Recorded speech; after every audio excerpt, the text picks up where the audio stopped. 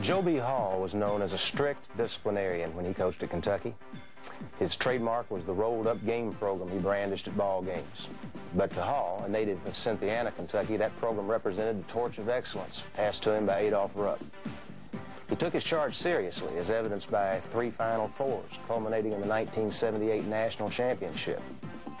But as seen in the entertaining vignette that opened these tapes, Hall shows another side of his personality.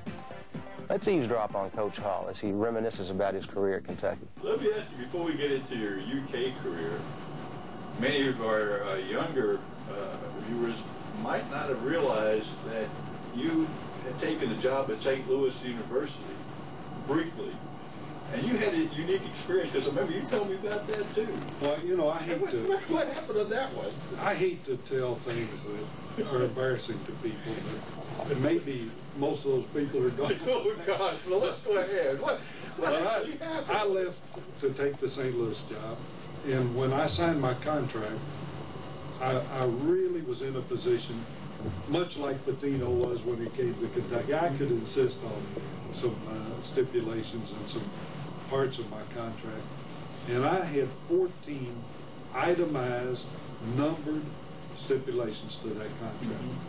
And the first day I was on the job, they broke 5 of them. But the straw that broke the camel's back was I went in to take the job, and everybody was gone except the secretary. The athletic director was in the Army. Well, you notice there's a trend here, the football coach at Shepherdsville, he's in the service. Oh, yeah. You arrive at St. Louis, this guy's in the Army? AD's gone. Okay. So the priest is at a retreat, the SID is at a retreat. There's no one in the building except me and the secretary. And she's got the keys to my office. She will not give me the keys to the office. I replaced Buddy Bramer, and she didn't like it that they had retired Buddy, and she wasn't going to let me in the office. So 5 days I sat up in a classroom. I did get a phone moved in there, but tried to get some recruiting going and organized. And finally I said, this isn't going to work. I came home on that weekend, and that's when Coach Rupp contacted me and asked me if I wouldn't come back, and that he had really run into a lot of problems and wanted me to stay and would support me to be his successor. Now, Kyle Macy asked me to ask you this question, so I'm just warning you up front. Is there something to this story that I think there is? So, folks, this might be a first. This could be a first. I don't even know this one myself. We had a big trash can. I want to know about this story. Well, the tension was tremendous. Right. And I didn't want the players to feel that this was a life and death situation. And so I got them assembled in the locker room, and as I remember. Now, everybody's got their own version of these type things, but I said, now, fellas, I said, I know that there's a lot of reasons to be uptight going into this game tomorrow. I said, it is important. I said, there's no life after a loss. We play Arkansas, and if we don't win that game, there is no finals for us, no chance to be national champions. And I said, and as I talked, there was a taping table there. And I kind of put my elbow on the taping table, and I kept talking. And finally, I put the other elbow on, and then I put one leg up on it. And pretty soon I was up on it, and I was saying, there's no reason for us to deviate from our normal practice. And I just got up on the table, and then I crawled over the side and went down one leg head first. And I just kept talking about tension. And I said, tension will do a lot of strange things to you. And I wound up going down into this big trash can, talking to them from inside the trash can.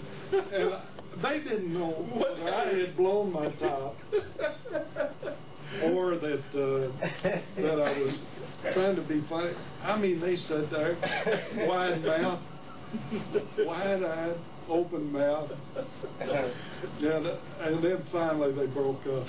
I think the funniest thing that ever happened in a locker room was the night after a Vandy game down at Nashville, and we had played poorly and had won. And that's a good time to get after them, after a win, but you still play poorly. And I was raising Cain. I was just furious. And they had one of those Gatorade buckets sitting on the floor, and Walt McCombs was sitting this the other side of the Gatorade bucket. And I hauled up and kicked that Gatorade bucket.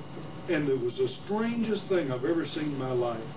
It was like one of those Hindu guys playing the flute and that snake coming up out of the basket. Well, that Gatorade came up out of that bucket just like a snake. I mean, in a just a stream about that, just about the size of a snake. And Walt's sitting over there, and that Gatorade came up and curled over and just went right down on Walt's head. All of it. It was the funniest thing I have ever seen in my life. What was his reaction? And no one loved Walt more than I did. I just absolutely love Walt McCombs. He was just a super trainer and a great buddy and a great guy to have. A Bill Kitely type. In fact, they were clones. Absolutely. Walt and Bill were clones at that time. So I picked up the bucket, and there was about a quart left in it, and I just stirred it up on my head.